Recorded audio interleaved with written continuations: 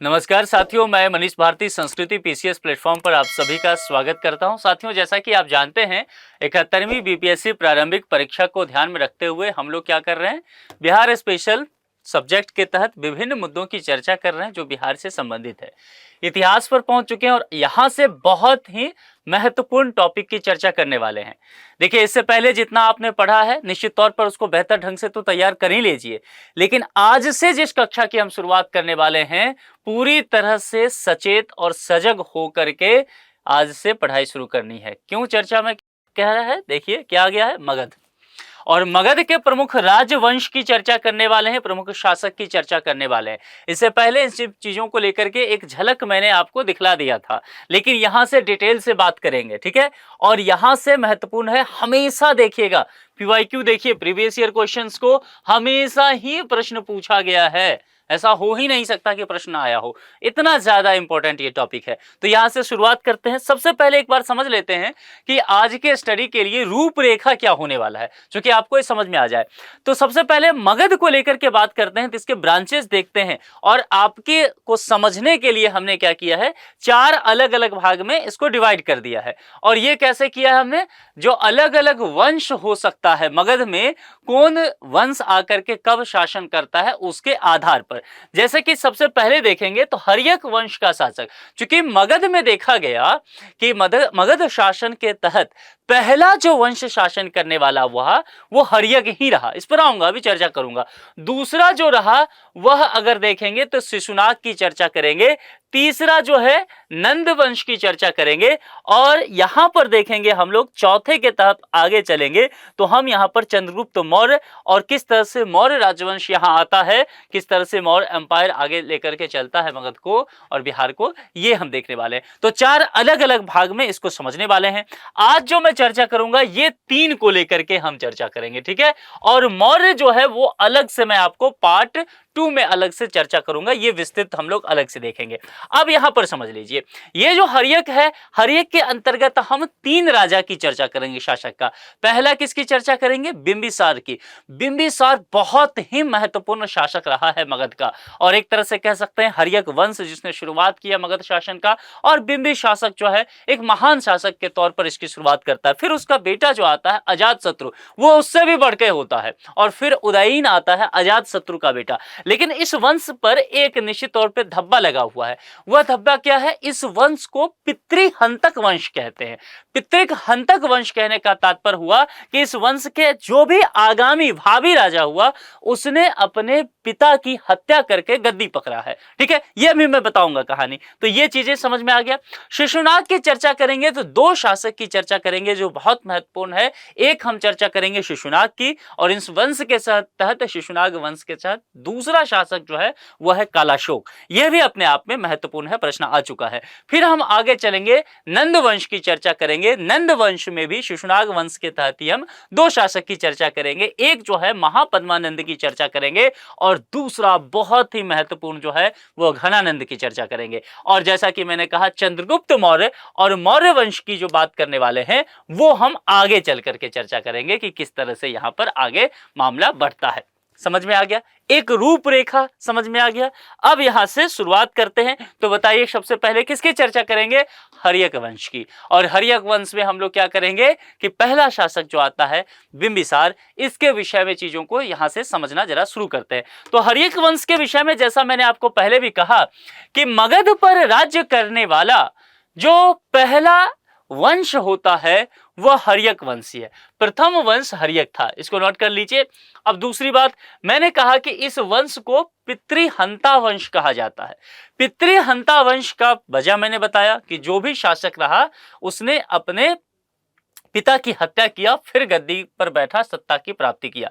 जैसे कि यहां पर देखेंगे कि ये था बिंबिसार। अब बिंबिसार का बेटा कौन रहा, अजातशत्रु। तो अजातशत्रु ने क्या किया, बिंबिसार की हत्या कर दी, ठीक है, और फिर गद्दी पकड़ लिया। और अजातशत्रु का बेटा कौन रहा, उदयीन। तो उदयीन ने क्या किया, अपने पिता अजातशत्रु की हत्या कर दी और फिर गद्दी पकड़ा। इस वजह से देखेंगे पिता की हत्या किया जा रहा है आगामी शासक यानी कि उसके बेटा के द्वारा, ठीक है, तो इस वजह से इसको जो है पितृहंता वंश भी कहा जाता है, पिता की हत्या करने वाला वंश। और यहां से प्रश्न जो है वो पहले आ चुका है, ये ध्यान रखिएगा। चलिए अब शुरुआत करते हैं। पहला राजा कौन था उसमें? बिंबिसार। और बिंबिसार के विषय में समझते हैं। बौद्ध ग्रंथ महावंश में इसकी चर्चा मिलती है कि बिंबिसार 15 वर्ष की आयु में ही सिंहासन पर बैठ गया था। बेहद कुशल शासक माना जाता था। बिंबिसार का जो व्यक्तित्व था, एक कह सकते हैं कि एक बहुत बलशाली योद्धा के रूप में जाना गया, बहुत सुयोग्य व्यक्ति के तौर पे जाना जाता था और बहुत सूझबूझ वाला। क्योंकि देखिए जब इसने राजधानी बनाया तो वह राजगृह चुना। अब कहेंगे राजगृह राजधानी बनाने में क्या सूझबूझ है? कोई भी राज्य कैसे आगे बढ़ेगा, वह कितना मजबूत होगा, इन सब चीजों को लेकर के बहुत कुछ निहित होता है उसकी राजधानी में, कि वह राजधानी कहां बना रहा है। जैसे आप जानते हैं एक समय भारत की राजधानी कोलकाता था, लेकिन ब्रिटिश को लगा कि नहीं भाई कोलकाता राजनीति का केंद्र हो गया है, यहां से हमारी सत्ता को नुकसान हो सकता है, तो क्या किया? दिल्ली पहुंच गया। तो ऐसा ही देखेंगे कि अलग अलग वंशों ने अलग अलग समय पर किया है। मुगल में भी देखेंगे आगरा हुआ, दिल्ली हुआ, तो ये समय के साथ बदलता है राज्य वो उसके राजधानी। अब यहां पर मगध के जब यहां पर चर्चा किया बिंबिसार को लेकर के, तो इसने क्या किया? मगध की पहली राजधानी की स्थापना करता है और वह राजधानी बनता है राजगृह। राजगिरी बोले तो आज का जो जगह है राजगीर। अब समझिए राजगीर क्यों, कितना इंपॉर्टेंट है, क्यों मगध साम्राज्य इतना महान साम्राज्य के तौर पर गिना जाता है। दोस्तों यदि आज भी आप राजगीर घूमने के लिए जाएं, अगर बीपीएससी का एग्जाम आप देने जाएंगे और बिहार जाएंगे, तो मेरा एक रिक्वेस्ट है आप सभी से, आप निश्चित तौर पर क्या करना, राजगीर की तरफ घूमने जाना है ना। एक दिन का समय लगेगा निकाल करके, और उसके अलावा जो नालंदा है, गया वाला बौद्धि टेम्पल है, वो सब जाना, लेकिन राजगीर जाना। और राजगीर में देखोगे क्या, 5 पहाड़ी है। समझो जो मैं कहना चाह रहा हूं, आपको ये जगह आपको क्या मिलेगा, 5 पहाड़ियों से पूरी तरह से घिरा मिलेगा, ठीक है। और बीच में एक शहर मिलेगा जिसका नाम क्या उस वक्त के अकॉर्डिंग राजगिरी होता है, और इसी को राजधानी बना दिया बिंबिसार ने। अब बताओ, अगर राजधानी यहां है, यहां पर शासक है, यहां पर सेना है, यहां पर राजा का खजाना है, सब कुछ यहां पर है, 5 पहाड़ी से घिरा हुआ है, बताओ कोई विदेशी आक्रांता चाहेगा यहां आक्रमण करना? सोच के देखो आप। अरे भैया दरवाजा नहीं तोड़ना है, क्या तोड़ना है, पहाड़ तोड़ना है। और कैसे हो सकता है, हर कोई बिहार का दशरथ मांझी थोड़ी हो जाएगा। और बहुत विशाल पहाड़ हैं राजगिरी के चारों ओर, जो पहाड़ है आज भी वो पहाड़ हैं, उसी तरह से आज भी वो शहर है। यही वजह एक माना जाता है कि मगध साम्राज्य यहां से बहुत मजबूत होता गया। अच्छा, कहीं कहीं राजगिरी का जो नाम है वह गिरिवर्ज भी लिखा हुआ मिलेगा, इसी वजह से, पहाड़ के वजह से होता है इसकी स्थापना। मगध की क्या पहली राजधानी, साथियों पहली राजधानी का चर्चा हुआ, तो क्या आगे चल कर के राजधानी बदलेगा मगध का? देखेंगे। पहली है तो निश्चित तौर पर दूसरी भी होगा कहीं न कहीं, नहीं तो सीधे राजधानी कहा जाता, वो हम देखेंगे। ठीक है, तो कुल मिलाकर के इतना मामला समझ में आ गया। अब एक और अहम बात है, देखिए बिहार को बड़ी अद्भुत लोगों का भूमि कहते हैं, ज्ञान और धर्म विद्वान की भूमि कहते हैं। ये चीज बिंबिसार से आपको देखने को मिलेगा। हर्यक वंश का ये शासक दरअसल 2 धर्मों का मतावलंबी होता है। अब यहां पर समझिए, अगर मैं आपसे पूछूं, आज के तारीख में पूछा जाए कि भाई साहब आप फॉर्म भरने वाले हैं बीपीएससी का, 71वीं बीपीएससी का प्रारंभिक परीक्षा देने वाले हैं, बताइए आप किस धर्म से संबंधित हैं? आप क्या कहेंगे कि या तो आप हिंदू हैं, मुस्लिम हैं, सिख हैं, ईसाई है, वगैरह वगैरह अदर्स हैं। आप 2 धर्म कहीं देखेंगे, लेकिन मजे की बात है कि बिंबिसार जो है जैन धर्म और बौद्ध धर्म दोनों ही मत का समर्थक था। इसीलिए देखिए मैंने कहा ना, इसका जो व्यक्तित्व है वो अपने आप में बड़ा विशाल दिखता है। और यहां चूंकि संस्थापक को तौर पर इसको देखा जाएगा, ये बढ़ा रहा है उस वंश को, तो यहां से मगध का एक मजबूत नींव पर जाता है। मामला समझ में आ गया। लेकिन आगे चल करके बात करेंगे आजाद शत्रु की। अब आजाद शत्रु की, जैसे मैंने कहा, आजाद शत्रु जो है बिंबिसार का कौन है, बेटा है। लेकिन आजाद शत्रु को सत्ता पाने की बड़ी जल्दी रहा, बड़ी भूख रहा। अब बिंबिसार 15 साल में ही सत्ता सत्ता को प्राप्त कर लिया था, यह बात जानते हैं। केवल 15 वर्ष की अवस्था में लंबे समय तक शासन किया। अजात शत्रु को लगा कि यार ऐसे सत्ता मिलेगा नहीं, अपने पिता की हत्या करता है, ठीक है, और उसके बाद जो है वह सत्ता हासिल कर लेता है। अगर इसके नाम की बात करेंगे तो बौद्ध परंपरा के आधार पर नाम इसका अजात शत्रु पड़ता है। और मैंने कहा था बिंबिसार दोनों ही मतों का समर्थक है, तो राजा समर्थक, प्रजा भी धीरे धीरे दोनों मतों का समर्थक हो जाती है। बौद्ध धर्म और जैन धर्म वैसे भी मानते हैं कि इसको राज दरबार का संरक्षण मिला, इसे बिहार में इसका विस्तार ज्यादा हुआ। और जैन परंपरा के इसका नाम देखेंगे तो वह कुणिक है। तो ये ध्यान रखिएगा, यह अलग अलग परंपरा के आधार पर अजात शत्रु का नाम आपसे पूछा जा सकता है। और इसने अपने राज्य में देखेंगे तो वैशाली, वंजी संघ तथा काशी को मिला लिया, तो काफी प्रतापी रहा अजात शत्रु भी, है ना। और जो वैशाली जीतने की बात करते हैं, चूंकि वैशाली एक ऐसा जगह रहा जिसे विजय प्राप्त करना देखेंगे ना मगध के लिए बड़ा स्वप्न का विषय रहा।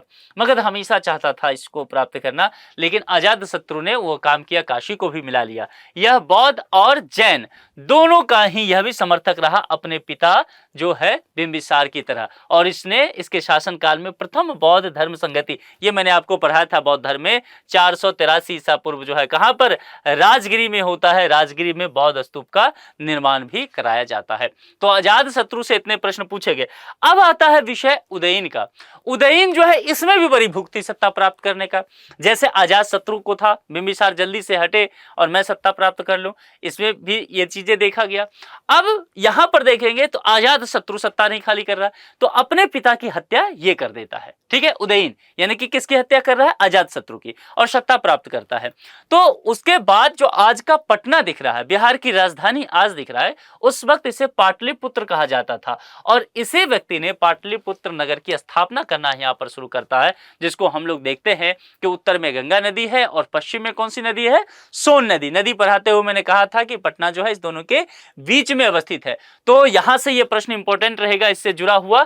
मगध साम्राज्य की राजधानी राजगिरी से कहां पर, पाटलिपुत्र स्थानांतरित कर देता है। ये उदयीन कहता है कि अब राजगीर रहने की आवश्यकता नहीं है, पटना मैंने एक नया शहर जो पाटलिपुत्र, बड़ा सुंदर शहर बसाया है, 2 नदियों के किनारे है, इसको भी सुरक्षित मानता है।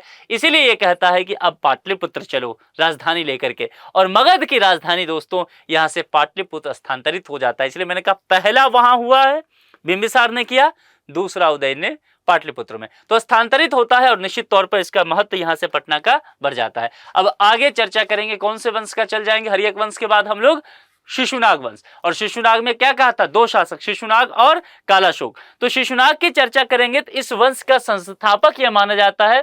यह पहले एक अमात्य या मंत्री था जिसे जनता ने क्या कर दिया, राजा बनाया। तो शिशुनाग के विषय में यह भी ध्यान रखिएगा, शिशुनाग ने मगध की राजधानी जो है पाटलिपुत्र से क्या कर दिया, वैशाली कर दिया। अब ध्यान रखिएगा, अजात शत्रु ने किया था कि वैशाली को मगध में मिला लिया था, तो वैशाली अब मगध का हिस्सा है। तो देखिए कैसे राजधानी शिफ्ट होता जा रहा है। बिहार के अगर मैप पर देखेंगे तो राजगीर नीचे पड़ता है दक्षिण में, राजगीर से ऊपर उठा जो गंगा के किनारे पहुंच गया तो पाटलिपुत्र। तो गंगा के, अगर गंगा ये नदी बह रही है देखेंगे तो यहां पे पटना है, राजगीर यहां पर है, और अब वैशाली करीब यहां हो गया। गंगा के उत्तर में वैशाली, दक्षिण में जो है वह पाटलिपुत्र, और यहां पर जो है दक्षिण में ही नीचे की तरफ देखेंगे वो राजगीर है। तो यहां पर ये जो है वैशाली स्थानांतरित कर लेता है शिशुनाग, ठीक है। तो शिशुनाग ने यहां ये जो किया है, ये प्रश्न पूछा गया है, ये ध्यान रखिएगा। साम्राज्य विस्तार में शिशुनाग ने अवंती यानी कि मालवा को भी क्या कर लिया, मगध राज्य में मिला लिया। देखिए मगध का विस्तार कैसे हो रहा है, इसलिए कहते हैं ना मगध ने पूरे भारत पे शासन किया, तो यहां से मगध का विस्तार शुरू होता है, ठीक है। और उसके बाद हम लोग चलेंगे, जब शिशुनाग के देख लिया तो कालाशोक को लेकर के चर्चा करेंगे। कालाशोक जो है वैशाली में द्वितीय बौद्ध महासंगति कराता है। इससे जुड़ा हुआ यह महत्वपूर्ण फैक्ट निश्चित तौर पर ध्यान रखिएगा। और मगध की राजधानी को पुनः यह क्या करता है, वैशाली से पाटलिपुत्र कर देता है। इसको लगता है वैशाली ठीक नहीं है, पाटलिपुत्र ही किया जाए, तो वापस से ले आता है और गंगा के उत्तर जो मगध का चला गया था वैशाली, उसको फिर से ये दक्षिण में कर लिया, यानी कि पाटलिपुत्र में पहुंचा दिया। और इसके बाद जो महत्वपूर्ण चर्चा हम लोग करने वाले हैं वह नंद वंश को लेकर के, तीसरा वंश। और नंद वंश का सबसे महान शासक जो देखा जाएगा वो महापद्मानंद हुआ। यह मगध साम्राज्य के शासकों में सबसे शक्तिशाली शासक के रूप में देखा गया अभी तक, चाहे वो बिंबिसार ही क्यों ना हो, अजात शत्रु क्यों ना हो, उदयीन क्यों ना हो, है ना, इन सबसे बेहतर शिशुनाग से कालाशोक सबसे बेहतर ये महामत्मानंद होता है। और इसकी उपाधि जो एकरार प्राप्त किया, पुराणों में इसे सर्वशक्तांता कहा गया। और इसके बाद अपरो परशुराम, परशुराम के द्वितीय अवतार के रूप में भी देखा गया। उग्रसेन भी इसे कहा गया। तो बहुत सारी उपाधियां, नाम इसको दिया गया सम्मान के तौर पे। महापद्मानंद ने कलिंग पर जो है वह विजय प्राप्त किया, ये ध्यान रखिएगा। यह कट्टर जैन समर्थक था, जैसे बिंबिसार दोनों का बौद्ध जैन, लेकिन यह जो है कट्टर जैन समर्थक के रूप में जाना गया। कलिंग विजय के बाद महापद्मानंद ने कलिंग से जिनसेन की मूर्ति उठाकर मगध ले आया और इसने कलिंग में एक नहर खुदवाई, खारवेल के हाथी गुफा अभिलेख में ये जो है उल्लेखित किया गया है। तो जो प्रश्न इससे जुड़ा हुआ पूछता है उतना हमें समझने की आवश्यकता है, तो इससे आपका काम चल जाएगा। इसके बाद घनानंद, जो अगला शासक इसी वंश का होता है, नंद वंश का, उसमें देखेंगे तो नंद वंश का जो महत्वपूर्ण शासकों में यह इसका अंतिम शासक होता है। जैन मत का समर्थक होता है। जो महापद्मानंद है वो कट्टर समर्थक वो भी है, और ये भी जैन मत का समर्थक है। यूनानी लेखक जो है अग्र मीज नाम जो है वहां देखने को मिलेगा, इसका दिया। चंद्रगुप्त मौर्य ने कौटिल्य की सहायता से घनानंद को पराजित कर मगध में क्या किया, मौर्य साम्राज्य की स्थापना कर ली। तो अब यहां पर जो मैंने आपसे शुरुआत में कहा था, ध्यान दीजिए, मैंने क्या कहा था, नंद वंश में घनानंद की चर्चा करेंगे, उसके बाद हम किसकी चर्चा करेंगे, मौर्य साम्राज्य की। समझ में आया? तो यहीं से जो आप कहानी सुनते हैं, है ना, वो चंद्रगुप्त, वो कौटिल्य वाला, है ना, चाणक्य की, तो ये चाणक्य वाला मामला यहीं से वो कहानी जुड़ता है। तो चाणक्य और चंद्रगुप्त मौर्य की कहानी अगले एपिसोड में मैं आपको बताऊंगा कि कैसे घनानंद को पराजित किया गया, कैसे ये महान जो है वंश जो है समाप्त हो जाता है चाणक्य के दिमाग से, चंद्रगुप्त मौर्य के शौर्य से, और इस तरह से मगध साम्राज्य में एक तरह से देखेंगे नंद वंश की समाप्ति हो जाती है, और चंद्रगुप्त मौर्य यहां पर देखेंगे मौर्य साम्राज्य की यहां पर स्थापना कर लेता है मगध में। ये कहानी पार्ट 2 में हम लोग समझेंगे। आज के लिए इतना रखिए, इसको अच्छे से तैयार कर लीजिए, यहां से प्रश्न पूछे जाते हैं। बहुत ही कहानी के फॉर्म में मैंने आपको समझाया है, ताकि आपको ये सब चीजें, इतिहास में इतने फैक्ट जो आप सोचते रहते हैं, ये याद करना पड़ेगा, इससे आप बच जाए और कहानी के तौर पर आपको चीजें याद रह जाए। तो आज के लिए इतना ही। अपना बेहद ख्याल रखिए। बहुत बहुत शुक्रिया। Thank you so much.